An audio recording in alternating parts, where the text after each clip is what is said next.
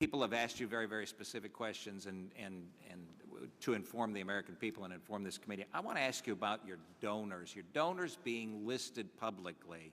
You mentioned that they were harassed. Put some flesh on that. What does that mean? How have the donors been harassed?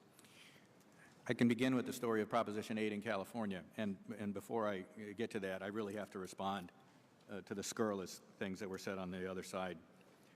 Representative Lunauer, it's your kind of statements that have empowered IRS agents to make determinations about which organizations qualify for the public good and which do not.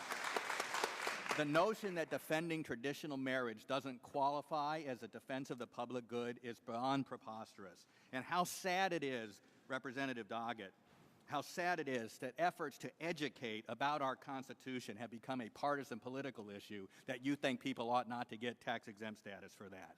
Let me go back now to this question. Beginning in Proposition 8, people's names were disclosed as donors, their businesses were boycotted. If there was an employee at a business, that business was boycotted.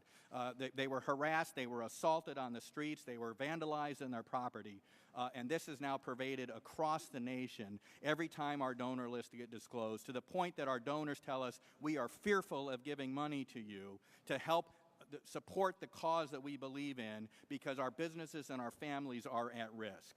It's the very reason that I pointed out with Mr. Lewis that NAACP versus Alabama held the constitutional right to keep people's names and identities confidential when the risk of intimidation rises to the level that it has.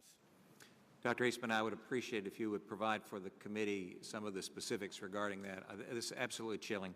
I've got a couple other quick questions that I think we can squeeze in before the end. Ms. Martnick, in what year did you receive the questionnaire from the IRS about your prayer gatherings?